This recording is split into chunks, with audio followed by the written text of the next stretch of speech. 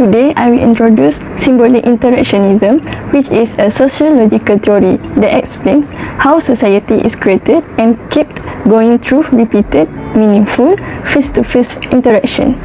This theory focuses on how people understand and make sense of the world instead of just reacting automatically. Human behavior depends on how each person sees and thinks about situations, objects, and actions. It also shows the important role of symbols like language, gestures, and shared meanings in our daily life. Meanings are not fixed. They are created, shared, and can change as people interact with each other. Finally, this theory explains how social rules, roles, and relationships are shaped in everyday life. This overview gives us a basic idea of the theory. Next, I will introduce the key figures who developed symbolic interactionism and their contributions. Now, let's look at the key figures of symbolic interactionism. First, George Herbert Mead, who explained that our sense of self is formed through social interaction. He also introduced the idea of role-taking, which means seeing yourself from others' perspective. Second, Herbert Blumer, who coined the term symbolic interactionism, emphasized three main ideas: meaning, interaction, and interpretation. He explained that meaning is created through social interaction, not just objective reality. Understanding these figures help us connect the theory to everyday life, showing how social rules and behaviors are learned through interaction. What is symbolic interactionism theory? A sociological theory that focuses on how humans interact using symbols. Explain how individuals understand society through shared meanings. People act based on meanings, not objective reality. Role of symbols. Symbols include language, gesture, facial expressions, and social behaviors. Meanings of symbols are socially constructed. Meanings can change depending on context and experience. Meaning and interaction. Meaning is created through social interactions. Individuals interpret situations before acting. Social reality is dynamic and constantly changing. History of symbolic interactionism theory. Developed in the late 19th, early 20th century, focus on interactions and meaning, not structure alone. George Herbert Mead, self and mind developed through social interaction, introduced concept of role-taking. Herbert Blumer coined the term symbolic interactionism. Proposed three key ideas: meaning, interaction, and interpretation, applied in sociology and communication studies. Today, I would like to explain the elements of symbolic interactionism theory. The first element is society. Society refers to the social environments where individuals live and interact. People do not act in isolation. Instead, their behavior is shaped by shared norms, values, and expectations within society.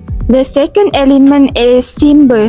Symbols include language, image, and objects that people use to communicate. These symbols do not have meaning on their own. Their meanings are created through social agreement and repeated interaction. The third element is meaning. Meaning is socially constructed and can change depending on context. For example, silence in a classroom may be seen as respect or as a lack of interest, depending on cultural norms and the situation. The final element is communication. Communication allows individuals to exchange and negotiate meaning. Through discussion, presentation, and digital platform, people develop shared understanding in social and academic setting. First, our identity is formed through social interaction. Feedback from others shape how we see ourselves. For example, Praise for cooking can build confidence and encourage new creativity. Second, communication and relationships rely on symbols like smile, handshake, or emojis. When these are interpreted differently, misunderstanding occur. Third, decision making is guided by symbols. A wedding ring, for instance, represents commitment and influence marital behavior. Organizations also use logos and rituals for reinforce shared norms. I will be explaining about how to apply this theory in groups. First, group identity and belongings are formed through repeated interactions. When people communicate often, they begin to see themselves as part of the group. Shared symbols such as group names, routines, or traditions help members feel connected. Over time, these shared meanings create emotional attachment, which increase loyalty and unity within the group. Next is role development. Roles in a group are not usually formally assigned. Instead, they develop naturally through an interaction. Someone may become a leader or a coordinator, we say, because others respond to them in that way. When the same behavior is repeated, the role becomes accepted. Roles help members understand their own responsibilities and make group work more organized. However, these roles are very flexible and can change when there is needed changes. Communication also plays a big role in group dynamics. Meaning is created through words, tone, and body language. People manage how they present themselves so they can be accepted by others.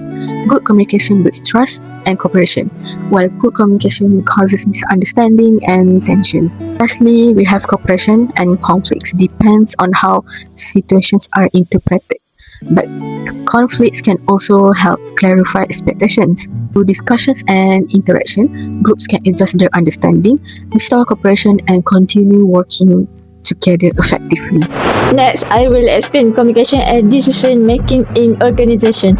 In symbolic interactions, decisions depends on shared understanding. This means people must understand the same meaning before making decisions. Meaning is created through discussion and interaction, especially during meetings where ideas are shared and clarified. When everyone understands each other, decisions can be made faster and more effectively. Now let's move to power, authority, and interaction. Authority in an organization does not come only from position or title. It exists through daily interaction.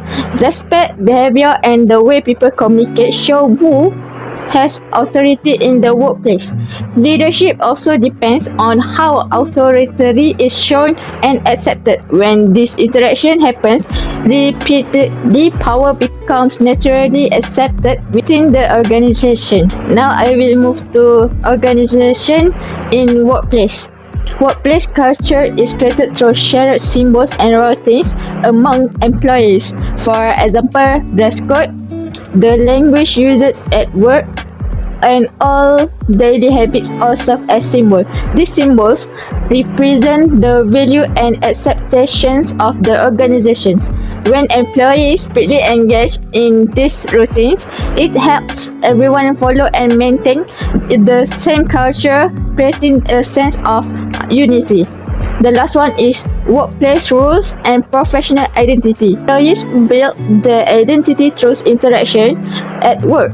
People start to see themselves based on their specific jobs roles. In summary, symbolic interactionist helps us understand how culture and identity develop through shared symbols and social interaction within organization. Conclusion. Symbolic interactionism explains that society is not something fixed, but it's created through everyday social interaction. People do not act automatically. Instead, they interpret situations based on the meaning and they give the symbols such as language, gesture, and action. Through this interaction, identity, social roles, and relationships are formed and continuously adjusted. These meanings are not permanent and can change over time depending on experience and context. Overall, this theory shows that social reality is shaped through interaction at the individual, group, and organizational level.